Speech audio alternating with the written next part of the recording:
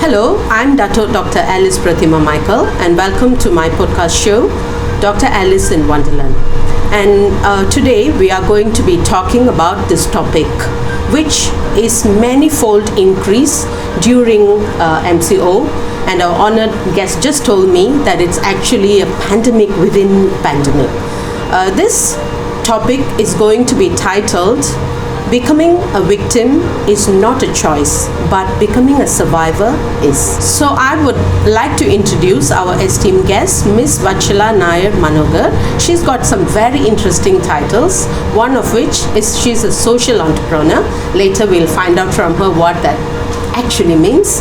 And of course she's also a woman's advocate for empowering women, and she is the founder of the Moms Village. So let us talk to Ms. Vatsala soon.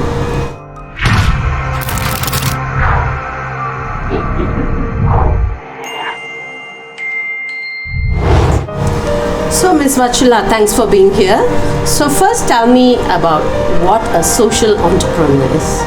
Alright, thank you for having me here, Datuk. It's a great pleasure to be in one of your podcasts.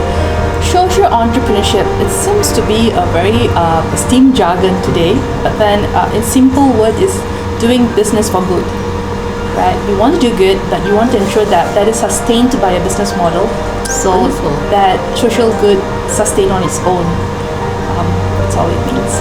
Yeah, I always love women who are financially independent, and only if we know how to look after ourselves and we have like what Ms. Vatsala here has, a business model, then we do not have to ask other people for help to do good. And that's exactly what she's doing. I really want to applaud you, Vatsala. And then of course, tell me your experience about, you've been a woman's empowerment coach or advocate, right? And you do run some sessions or some programs Yes. to help women, and you're also HRDF certified. So can you tell me the journey, how you managed to go into this, and what made you to further pursue it, that you should be, branded as a HRDF trained Alright. trainer? Okay, so my journey goes back 4 years ago, right? I was just a homemaker. I was very much comfortable in the comfort of my homes between four walls, thinking about what I'm going to cook today, then going for shopping, and that's all. But when my kids came, that was the time that I embarked into a social media group, Facebook group, offering peer support for women who were new mothers and all that. And every day I woke up to problems by women, and they were often telling me they were abused, or their husband left them, or passed away and all that. And I used to give them solutions like, go and call this organization, go and do this, go and do that, go and ask for help, ask for donation, and this organization is there to help you. But they came back to me after 1 month, 1 week, 1 day sometimes, and I saw a pattern in them. So over a year of doing it, I saw a pattern that repetitively, and I realized that they didn't have financial empowerment. They were entirely dependent on their spouses. I would say 85% of who came to me were homemakers. So they were entirely dependent on their spouses financially. They lacked self-esteem because they were abused, and they lacked support system. So that is when I was focusing on interventions that would restore that values in them. So that's when I started. Moms Village started about 2 years ago. It started as a co-working space. I wanted to gather all these women in a space so that they can just let go and talk to other women, and just while the children is being taken care in a constructive activity. That's exactly how it is in the villages, right? Yes. So bringing back the village culture into. But we care for each other. I think a lot of times in urban environments we have no time for each other. Yes. You are talking about women who have never been financially independent, but I have met a lot of women throughout my careers, 35 years as a doctor. I've met a lot of women who were financially independent, and once they got married or their children came along, then they were kind of forced into not working anymore, not being financially independent, and that kind of made them a victim Yes. In the sense that this becomes a reason why the husband then starts to, it can be physical abuse, it can be psychological, verbal abuse. So I would like to really, for us to tell women out there to, stay financially independent. Definitely. I tell these women, you were a banker before, you were somebody, you had your own business and you closed it down. And then I said, why did you do that, and can you pick up your pieces? For some people, it is possible to pick up pieces, but for some, if they are like 40s and 50s, they feel kind of left out. Do you also get this kind of women in your group? Yes, absolutely. The oldest I got, I wouldn't say oldest, the most experienced one I got was 65 years old. And she was in a marriage for about close to 24 to 25 years. And finally she decided that I cannot go through this anymore. I want to live for myself, right? So she said, I'm just going to go to work. For this 24 years, I've been a homemaker and my whole life was about them. But today I'm going to live for myself. So that was her journey. The thing is that often being a homemaker or being a career woman is a choice, okay? A choice that women make. Some of us are not privileged to have a support system, so they need to. Because like today we are living in a nuclear family. It's no more like those days, not cluster family anymore. So we lack support system, and because of that, we need to look after our children and all that. Sometimes some of us are not privileged even to get a babysitter. But in that event, you still need to be financially empowered. Yes. You still need to do something from home. It is not just letting to go and being dependent on yourself, because that can be taken away. You're giving the power onto someone to rule you. I wouldn't say rule. It's like you're just letting go of yourself while you're still being a human being in this world. Yeah, you have no self-esteem when you need to ask your husband to buy a tampon or absolutely a sanitary pad. Yes. Yeah, it is so hard, and when that man is not good, the same man who told you not to work to look after his kids and then becomes an abuser. Yes. And then it becomes so hard for the woman to pick up again. So I'm so glad there are people like you putting out a helping hand to women like this. I also noticed that during this MCO period, there's been, like what you were saying, it's a pandemic within a pandemic. Women's abuse cases has really, domestic violence especially, has really gone up. It's not just that, it's also things like incest, things like, there's a lot of different kind of rape and things has really gone up. What is your opinion on that, and why is this happening? Right. The thing about domestic violence is a lot of power of control, right? And often when the perpetrator is around you, you feel very afraid. You don't know. It is like sitting down with a pressure cooker. When you hug a pressure cooker and you're sitting down, you don't know when it's going to burst. That's the exact feeling a survivor or victim has when she's living with a perpetrator. And during this MCO, you are forced to be locked down in the same home, under the same roof with him. And you don't know how many times that cycle is going to happen. Yeah, and also there's incredible stress on the part of these families because there is financial issues going on. The man cannot actually go out, and neither can the woman have any off time. Yes. You're talking about the 65 years woman. I'm sure she had some times off from her husband where she could let steam off, but maybe in this MCO or even CMCO situation, many people have lost jobs. And I think women are also, if I'm not mistaken, been marginalized a bit, and women have been reduced salaries or have been let go in favor of men, male employees. So I think it affects them in so many ways. Absolutely. Right. So when they are locked down in the same home, they are unable to ask for help. In normal situations, they are still able to talk to someone just to get that, a little bit emotional support, or even go out to make a police report or to the hospital in severe cases.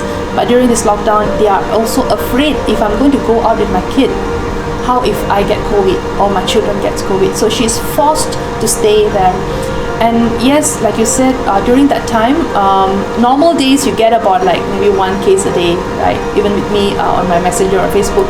But during lockdown, they were actually, I cannot take it anymore. I want to give up. And often these cases are intervention done for like 1 year, a few months. So for me, it was like, I don't want her to give up. It's like you actually spent a lot of work in them to rebuild them. So these are actually survivors, right? Yes. So somehow managed to survive their domestic Correct. abuse. They are rebuilding their life. Of So course, they are need unable to continued They need continuous support. But how would you recognize someone if they just meet you, say for example in a social situation? How would you know they are psychologically being abused? Right. So, of course, with physical bruises and all that, it's pretty much evident on the it's skin. easy, You can see the bruises and all that. But with the psychological abuse, you will see them a little bit more timid. And especially when the husband is around, they're always looking at their husband to get the signal whether he's watching or talking to you. And even sometimes when the person is talking to you, the husband, the batterer will come by you and stand there and then you will see the body language automatically changes. And often I'll just tell them, talk to me when you're ready, you know my number, or you know where to find me. Because you cannot close them and, pull them aside and say, because the batterer is watching them. Unless they open up and ask for help, it's very difficult to actually help them. Do you think in a society like ours, it's a lot of, in a lot of ways, it's patriarchal society. Definitely. So do you think women have got this difficulty to just open up and say, I'm having trouble? Absolutely. I think even with recent case, we have a few cases which was sensationalized anyway on a famous YouTuber and all that. It was said that it's a family issue, do not intervene. How is that domestic violence hitting someone? Even when you hit an animal, you can be prosecuted. So how is that hitting a human is okay and it's labeled as family problem? Hitting someone is not. It's amazing how a woman who's so gifted and can become very popular just by her own merits. How could she, maybe now she's much better I hope, but at the beginning, how could she even think that it was her mistake that the husband was abusing her and that she should take down everything and go away from the public eye? But that is what made her believe, the conditioning. In fact, it is not just a one-time issue. It probably started from even her own community when she was growing up as a girl. Like, you have to listen to this. You are a girl. You have to be dependent on your father, your brother, your uncle, your grandfather. You are always behind a shadow of the man. And once you become independent, it sort of feels like, independent women means ego. No, she's just being empowered. She is being able to self-sustain on her own. And often not her, it's people around her who keep telling her that, that benchmark of a good wife, a good woman. Yeah, even in certain societies, man-child, boys, they are treated differently from a female child. Absolutely. The female child is asked to do all the housework while the men can just put their legs up on the sofa and watch TV or read newspaper. Yes, right? It's a living skill to know. If you know how to eat, you should learn to cook. It's a living skill. So why is it placed that only a woman? It's a woman's job. In fact, part of SDG 5.4, we are addressing the value of unpaid care, value labor of love. Homemakers. It's basically the value of work that women homemakers are doing at home, which is just underappreciated. And they're not paid for it. They're not paid for it. There's no social protection policy. If I am working today, I have EPF SOCSO. When I retire, I have a saving. But when a homemaker, she has no EPF, she's not paid, she's no SOCSO. There's no social protection policy in place that helps me to sustain at my retirement. So my entire life, I'm going to be dependent on someone, and if he leaves, whether it's demise or whether he dies in an accident or he leaves me for another woman, I am then left alone to sustain on myself. So what protection is there for me? I think from young children, we need to stop this discrimination. Absolutely. Yeah, and we need to imbibe the values into the men that they are no way superior, and women have to learn to put their heads up and say, I'm equally clever, I equally am learned, and I've seen this in learned women. Absolutely. So it's battered women, and they don't want to go out and tell things, you see. When all this is going on, how can the government have a website that actually tells women, that Doraemon thing, how a woman should talk to her husband so that she won't irritate him? Yes, it's sort of like we are all often teaching women how she should behave, how she should dress, how she should talk, sit, walk, sleep. Everything is programmed. Who is programming this? It's patriarchy. And this patriarchy is not about men. It is not about men. It's taking away the power from one gender, whether it's women or LGBT or whatever it is, given to one gender for supremacy. Whereas we are all equal here, and of course they often say, feminists or equality, you're talking about women. No, we are talking about the gap. We're talking about bridging the gap that have left oppressed. We're lifting off the oppression so women can be herself again, to restore that her self-confidence or restore whatever her rights are. That's all that we are fighting for. And the fight for equality, it's not only a woman's job. Men also needs to fight for it. They are also part of it, right? Of course, like you're talking about domestic violence, we're talking about empowering women. I empower women, but she is still in a situation where she's in contact with a batterer. Why are we not having batterer intervention in Malaysia? We are just removing one victim and waiting another victim to replace them. Why is that not healed? He could be a victim as a child abuse as well. So it's a cycle that goes through again and again. I think either it's a genetic thing or it's something to do with conditioning. A lot of men, or even women in some cases, if they were abused as children, it's very well known that they can become an abuser themselves. Yeah, if they didn't heal, there's no intervention given, they can go on to carry that into, because they have normalized. It's conditioned that when I see my father hitting the mother, okay, it means when I raise my voice, when I hit, she will listen to me. So he uses the same analogy. Even bullying in school, that comes from modeling our parent behaviors. So it's just brought into generation. If we stop in one generation, it means the whole generation heals. Generational healing is what we're looking for in equality nowadays. It's not about empowering women and doing whatever that's needed to be there, yes, but it needs to be done parallelly at every level. I think we have a long way to go, because even in developed countries, I think still they are fighting, like in the US, they are fighting for equal wages for similar jobs for a man and a woman. That's always an inequality there. Absolutely. I think in a way we talked about the patriarchy being there.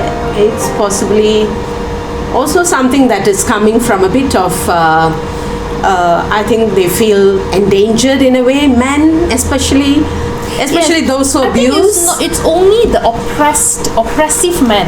Normal men don't feel. They feel like, okay, I'm having equal partner, and that's a very healthy dynamic. But when I'm an oppressive man, when that power is taken away from me, I will feel like, okay, what do I do now? I need to do something so that I need to oppress them. They are under one layer below me. Yeah. It is not, normal men don't feel that way. Only the oppressive, the batterers, the abusers, the perpetrators will feel endangered when the power's restoration happens. Yes. Normal men don't feel Sometimes that. I meet a woman, or I come across them in my line of work, or I read some Dear Thalma articles, and I actually find that women who put themselves without a choice into a position, a time they've been abused, and then they come out of it, but somehow you find they make the same choices all over again. They go for the same kind of man again. Why do you think that is, Vatsala? I think that is something like, similarly, even if you're abused as a child, we carry that trauma in us, and we tend to look for similar traits in our romantic partner. So if you don't heal our abusers, we will romanticize that and look into our partners. That is a cycle that we go through psychologically, and often not, like I said, if for a bachelor, for him, he kind of find it romantic, like, I'm looking after you, you're like my queen. And when those kind of words is being used, it's actually oppression laced with love, responsibility, growth. That is why even today when I tell women, you know what, it's okay that you stay at home, but you need to do something for yourself. When I say you do something for herself, she feels guilty. Imagine for Yes. me to tell a woman to love herself itself, she feels guilty. Imagine the amount of conditioning that she has gone through, the programming that she has gone through. So it's not like one day thing, it's like lifelong thing that is been embedded. It's like a chip embedded. And to change that, she needs to heal. She needs to realize her own value. And that is the hardest thing to do. And it's the saddest thing to do as well. I have to make women realize her own value. Like, how sad is that? Yeah, Right. I come across it a lot because I try to tell women to look after themselves, because I believe a woman, she's a mother as well. If she doesn't look after herself, she doesn't know how to look after her children You and the cannot whole pour from family. an empty cup. Even if you're Yeah. going in a airplane, Yeah. the first thing you should attend to is oxygen for yourself before you attend to your passenger. You need to leave. You need to be alive to attend to all these people. Yeah. But when I tell them to look after themselves, because I'm a caregiver for women a lot, and I like to tell them to look after themselves. They have so much of fears about it. They have a lot of, I need to ask my husband thing about it. And it is not just about, just to get a good supplement to take for themselves. Even they come from a good environment, they're not, economically poor or anything, they still have to get Ask the permission. So, to me, I don't know how a woman's need 100% can be recognized by the men. So the woman herself need to say no. If the husband is to say no, or going to be harsh or verbally abused, she needs to say no, you can't do that to me. If not, her girl child may think it's okay to be treated by a male, Absolutely. like that. And maybe this is one of the reasons they are choosing all the wrong kind of partners sometimes. Yes, because if they have not healed, they will carry on. They carry on the relationship. So that's why the healing part is so important, and understanding her value. Otherwise, it will also hand it down to generation, the children, like you Yes. said. The son will The son remember will that. definitely become an abuser. Yes, if you. Yes. If it's not known otherwise, there's no intervention, doesn't know that this is wrong, that my mother doesn't deserve to be treated that way, he will think that it's okay to be done onto the wife. Or even a girl, I'm okay with being hit, I'm okay with being submissive. And often not, our Tamil Bollywood movies has romanticized that. Stalking a woman has been romanticized. Even when a hero slaps me, it's sort of like when I raise my voice and he slaps me, it sort of gives him like, And then he comes back and says, yes, darling, I love serves you. right. And that is a cycle of abuse. That is a cycle they go through. Because generally abusers, especially male abusers, I think, they will always have a lot of tears, sweet words. That's also like psychological, yeah, psychological so that they can do it all over again. I'm sorry, I did that because you said that. The you blame made me is always. angry. I'm sure many of you women watching out there are undergoing some way, some kind of situations, because this is not at all uncommon. Yeah. No, it's very common. I would say that 9 out of 10 families definitely has undergone one of this abuse. And we're not talking about just physical abuse, psychological, emotional abuse, social Verbal, abuse, yes. economical abuse, and even now technology abuse. Now, because you cannot use Facebook. If you're going to use, I will need to monitor. When women get connected to me, I need to ensure that, give me a code. Give me the code word that I told you the last time. So to ensure that it is really her that is getting connected to me. I cannot even use Facebook for my own preference, my own rights. I cannot even buy my own favorite meal. I even recently started 10 ringgit campaign. I wanted women, you have to earn at least 10 ringgit per day. But that campaign changed her view about, if you need to buy a food, a nasi lemak and sirap bandung, for your own, your eating is your basic need, right? Food, even a sanitary pad, you need to ask someone else. Why are you not able to fund yourself for that? Because I'm a homemaker. No, it's okay. You still can start a business from home. You can. People sell chai, tea for 1 ringgit, nasi lemak for 1 ringgit. We need that You financial. can do like some small industry at home, some handiwork, which you can sell. Now there's a lot of selling platforms. Absolutely. A woman's values often lays with what she's doing. Her role is a mother. Her role is a wife. Her role is a daughter. Who are you? Who is Vatsala? Who is Datuk Alice? That is what we are trying to define. I always tell my patients generally, and some of my friends as well, if they listen to me, that we need to, first of all, be ourselves. We were born in this world Yes. to be Vatsala and Alice, We are not born to be so and so's wife. That is a choice we made, or society made for us, It's a choice. But we are ourselves. So unless we maintain ourselves, we have self-esteem ourselves, we have some money for ourselves, and we are able to connect with each other and help each other out, especially, that's why I always say in almost every show, women's networking is so important. Absolutely. Women has to always be helping each other, more so than other genders. Absolutely. But tell me about this ring for roses campaign. That is a very amazing tone to it. So I'm very curious to know. Of course, it comes from the nursery rhyme. It's singing Ring a ring a roses. Ring a roses. But yes, but it's on a stronger note. During MCO, there was increase in domestic violence, and like I said, women were reaching out to me. They're unable to go out, but how else can help reach them? So that's when I thought, I saw this campaign called Bell Bajao. This was run in India in year 2008. Very impactful campaign whereby the neighborhood, whenever they hear screams of abuse in their neighborhood, the neighbor will go to the homes and ring the bell and ask just weird things like, do you have newspaper? Do you have sugar?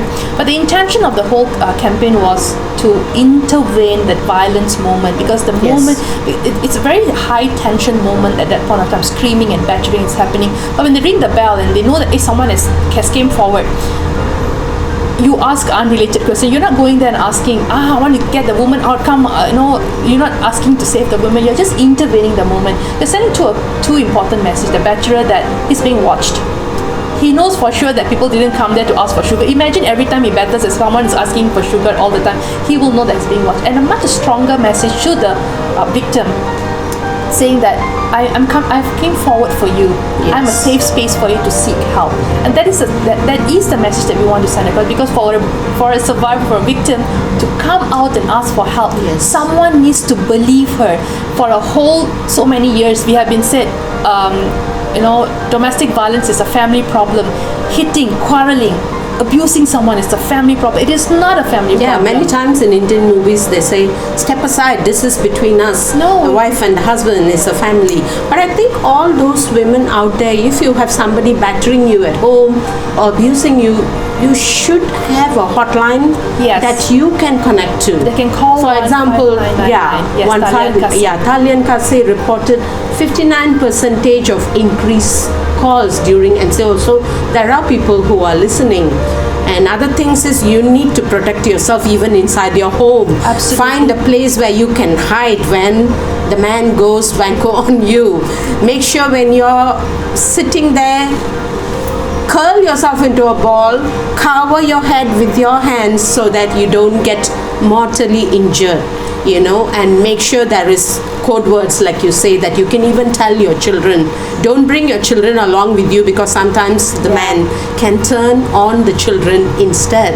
And of course, have a code word for the children to get out of the area, so the children know that something is going on, and then you need to reach out. And if you are in a physical abuse, more than anything else, get out, because when it happens again, you can even die. Yes. Right? Yes, because 1 in 4 women die due to domestic violence. And that's a huge number. It's happening worldwide. Every 12 minutes, a woman die or being battered around the world. It's almost the same as cervical cancer, right? Absolutely. Or even more. I think it's very, very scary how the MCO has made it worse for women and also for children. Yes, in many countries, people are fighting about equality and all that. And here in Malaysia, we are still fighting about childhood marriages. It is so sad that, there is nobody to protect these children. Absolutely. In whatever name of protecting the child, a man can just assert his authority and sexually abuse that small child. There's no other word for it. It's not a marriage, it's sexual abuse. Absolutely. It's incest sometimes. For a child who doesn't even know, we're talking about a child who probably doesn't even know about the growth that she's undergoing. Yeah. Just getting to know about herself, understanding her value, her dreams, and all just crushed with a marriage. and all she needs to do is go back to the cycle of children and nurturing a child while she's a child herself. That is a very sad thing to do to another human being. Definitely. And as a gynecologist, I also know that it is very, very bad for a child's health to have, when she's very young, to start to have children as well. So there's so many things not right about that. So Vatsala, let's talk about some interventions from bystanders, because given our social predicament where we are, especially in urban areas, we become so self-centered and we do not want to help another person, or then in certain situations where the guy says, it is my family, it's my wife, why would you interfere, In places like that, we still need bystanders to somehow come to the woman's help, especially if they're aware that something wrong is happening. Say, for example, they see their friend coming to the market with bruises all over, or she's very teary and crying continuously, or you heard a high scream coming from your neighbor's house, something like this. Then what should a bystander be doing? What do you think is possible for them to do? Right, like ring a roses is a bystander intervention on its own. Means when you hear someone screaming in your neighborhood, you're going and ringing the bell, calling 15999. The thing about bystander, you're so powerful. You're powerful is only when a bystander does intervention, because all the perpetrator, abuser wants you to do is keep quiet and look away. So when you intervene, you're a whistleblower.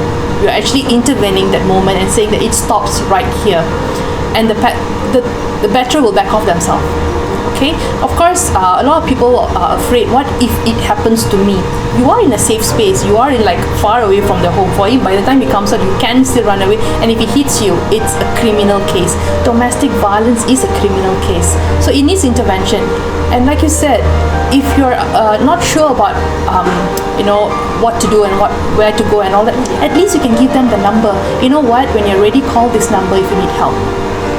Because it takes a lot for a survivor to ask for help. Or they can, if they know any counselors, or because I think people who you should refer the abused women or children, or sometimes men as well, would be to send them to a proper, they have to be somebody like Vatsala who has got some training in counseling, should be somebody who's undergone a master's degree in counseling, or it could be a psychologist. These are the correct people. But if you couldn't find these people to help out this woman, then you could also become the counselor yourself. But you need to be non-judgmental, non-discriminatory, you need to be fair, and you need to be listen to them. Listen, and you need to be patient. Absolutely. We were talking about that long road to recovery a woman needs to go through.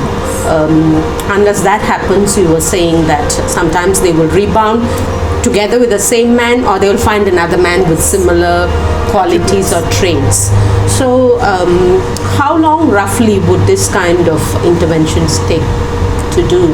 How long is the healing? I know it's a very difficult question. I know it's just like asking me when can I reverse a particular illness. There's a lot of different things there, factors there, but roughly in your experience. But healing is a process. Leaving is a process. Healing is a process. So it really comes back to how much that women can cope. The victim can cope, and constant support she receives, how much determined she is about changing. So when I do intervention, I focus on giving her value that makes her happy. So when she is happy about it, she will constantly do it. It can be a simple thing. Buy yourself your favorite meal with the money that you earned the other day, or do something that makes you feel like I've done this good thing for myself.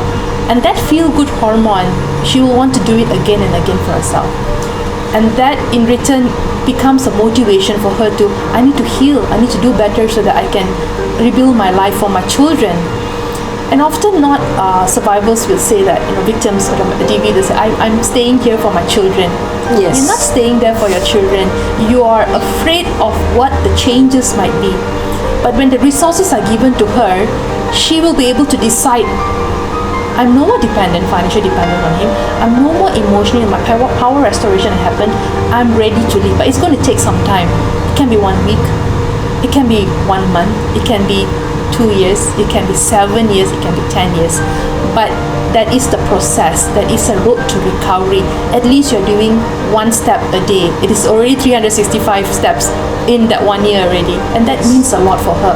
Means you are improving, and that is all that we leverage on.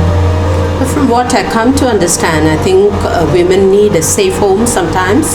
Is it available in our country? There are some, right? Home. There are some shelters. I think Selangor did a great job in spending quite a big budget. Even our 2021 budget did allocate some amounts to help women, in this kind of situations. But I think us, yes, you and me as women, if we can empower some women to become financially independent, I think that goes a long way, don't you think? It will shorten the process. Correct. Because most of them, they don't want to go and go to shelter homes. Yeah. So when you empower them while they're in the relationship, they become self-sustainable. They don't have to depend on their shelter homes. They don't have to go back to their family. They become a stand-alone entity. And that is what I focus on, because often when they come out from their abusive marriages, they go back to their own homes, they're abused there as well.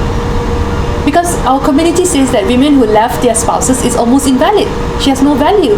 She is probably she has done something. That's why something wrong with her. Something wrong with her. She couldn't adjust to the husband. Absolutely. Yeah, something like that, right? So all that thing will definitely break her will more. I'm not talking, for most of the time. So we are talking about social stigma at the grassroots levels. Absolutely. How our aunties and uncles think about these things, what they talk about these things. There is less empathy on women and more. We have a lot of discriminatory, critical thinking on these women when they do put their step forward. Correct. And this kind of makes women afraid to step out. Yes, definitely. Yeah. Even those who are financially stable, I've seen some abused women as well. Because they're afraid of all these people questioning them. It feels like I cannot be part of this bigger crowd. I have to be alone, and that journey, it's really, really a lonely journey.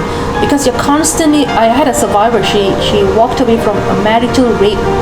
It is her, some of her parts were torn.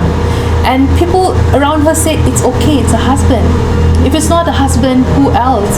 But she said, I cannot go through the trauma again. It's too much for me. Do you think that it is right for a woman once she's married to say that she gives all of herself to the man to do as he pleases? What's your thoughts on that? Definitely no. Consent is the presence of yes. It is not the absence of no. I need to say yes. Even if it's my husband, he needs to accept me as a human being myself. Sexual, the whole process is something very intimate. If I am not enjoying it, then what's the point of having it? Even if you're my husband, you're still raping me. Marital rape is not addressed as well.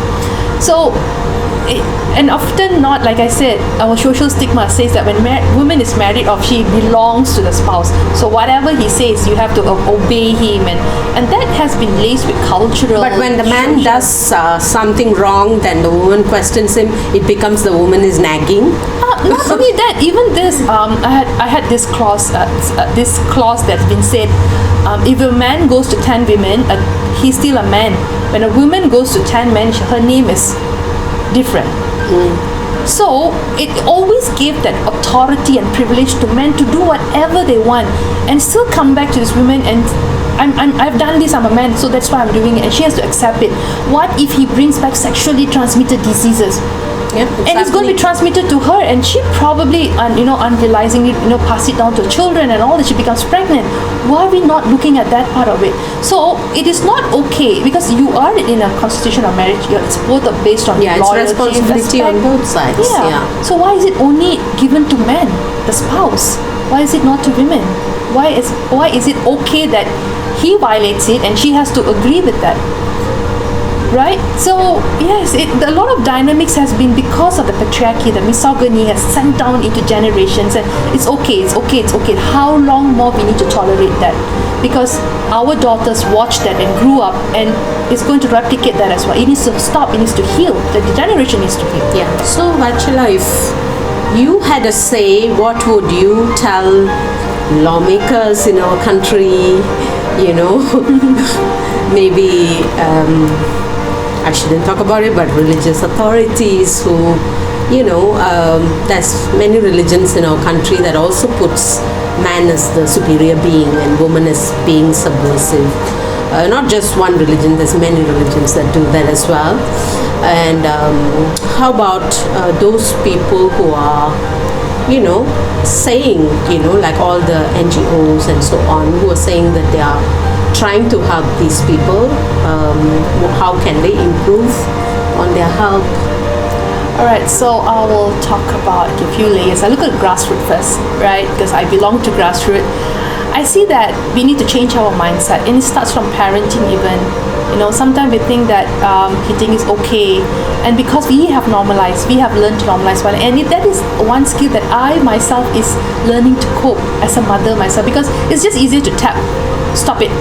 But that is the same thing that's done by an abuser. So that mindset changing, or even as a toy, sometimes we give for a boy, and we always give them a more, you know, fixing puzzles and all that. For a girl, it's always a soft toy. And we are taking away the empathy building. You know, when a child plays with dolls, they develop empathy. And we are taking away the skill, the rights of learning the skill from the child, even from such a young age. Right. Why are we doing that? All of that has to change. Now, of course, growing into I think the basic is to just treat everyone as human beings. It's not whether they are a boy, they are a girl. Just treat them like a human being.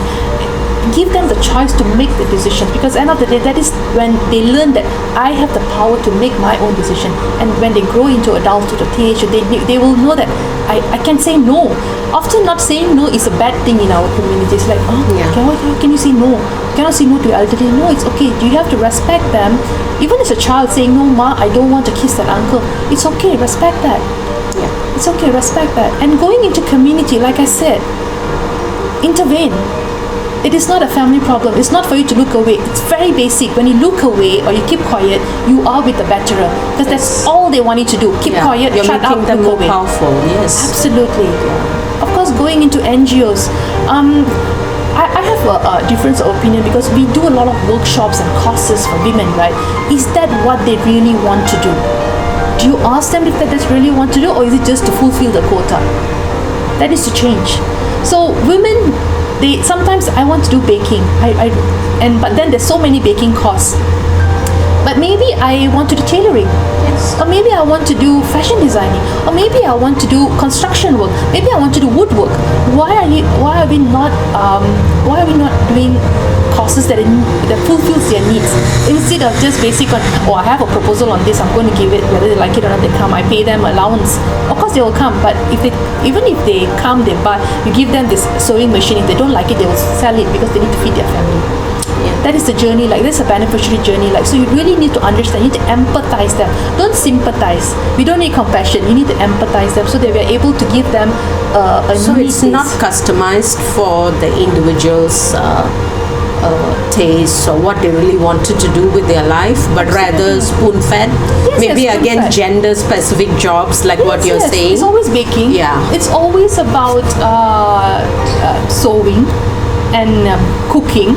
What about woodworks? There's so many, prospect. Is it because it's a man's job, that's why we're not opening the door for women? Right? Constructions. Why are we not teaching them how to build? A lot of, online program creators or, whatever, because women, I believe, are incredibly clever. Yes. And creative and imaginative, and they can multitask. And often for so women, they can do many things very well. They will give back to the community. Yes. They're a very community-based person. So it doesn't only grow them, they also grow a community. And imagine if every woman in every home earns that 10 ringgit for herself, and she gives back to the community, the whole economy. Of course, at the end of the day, it's about money. They want the country's GDP to go up. And if you are able to provide that opportunities and privilege to women to do it, it will go up. Why are we not giving it to them? Especially homemakers, we think that they are undervalued. They don't have there's no social protection policy. It needs to be addressed. If United Nations is addressing as part of SDG 5.4, why are we not addressing in our own homes? So how about certain rules that must be implemented I'm sure there is rules against domestic violence, but I also read and know that many people there are complaints filed against these men, but a lot of time, how many people go to jail for domestic violence? Absolutely. In Malaysia, it's more like a punitive action. You punish the batterer. But then again, like you said, I can still bail myself out. Recently, just 2 days ago, I said... And then you can finish off the person who complained about you being the woman. Absolutely. And these men should not be let out, if you ask me. Correct. Till they are punished fully. Absolutely. And like the recent case, he was the person who paid the bail was the person who hit. So it who he hit. The victim paid the bail to bring him out. Yeah, so that analogy. And often recently I started a petition on change.org to ask Malaysia to introduce batterer intervention. We are punishing the batterer, but he could be a victim himself, one thing. He could be suffering other sorts of mental health issues, bipolar disorder, or he might need help as well. Unless there's psychological intervention or analysis done onto him, we will not know, right? And often I think I would be more inclined to come and ask for help or report if I know that there will be intervention given to him to make him better. Punishing, yes, but then it's not as strict. Like I can pay and come out. Yes. But what else?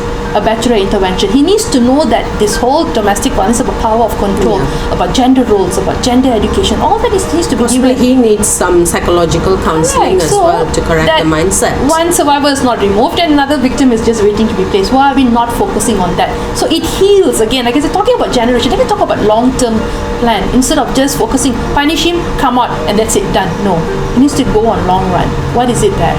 So yes, I call upon the government, Ministry of Women and Community Development to introduce the batterer intervention in Malaysia. Definitely. That'd be good. How about things like stalking and so on? I think it's a big thing, I have been stalked before, so I know how damaging it is. It is not romantic like what we see in movies, right? No, it's not. It's not. It's very scary. Someone is watching you. If someone just smiles at you, maybe that flatters me, or someone just does a wolf whistle at me, it flattered me when I was younger, of course. But, if somebody is stalking you, it is extremely scary. It's very scary. Yeah. So stalking needs to be made a crime, whether it's online or offline. It needs to be made a crime. Is it punishable by law? Currently not yet. Not yet. We are still fighting for it. We are still writing petition. I don't know until when. Probably when someone dies because of stalking. But that is the process. Often, even if a domestic violence survivor, she comes up from the marriage, the batterer, the abuser, the husband often stalks her. I had abusers who stalked me because I supported his wife. Right. So it's very scary for me. It's scary for her. It's very scary because he constantly adds me as his friend on Facebook with various different fake profiles. And he says that he messages my business profile just to find where's my address. And that's very scary. And are we only waiting until someone's life is gone because of the stalking to make a law, amendment, or all this in place? Are we just waiting until a life is gone for us to do that? Why can't we do just based on the reports that we receive? A lot of them are affected by it. A lot of them. In fact, cybercrime. Yeah. My spouse, or we could have taken some intimate photos, and suddenly after we are broken off, or even if divorced, he starts releasing it online. It is such a long process for women to go through. I had a case where the spouse did this, and she needs to go to police station, to MCMC, to ask them, like a long process just to take it down. And he can just go freely because it is under fake profile.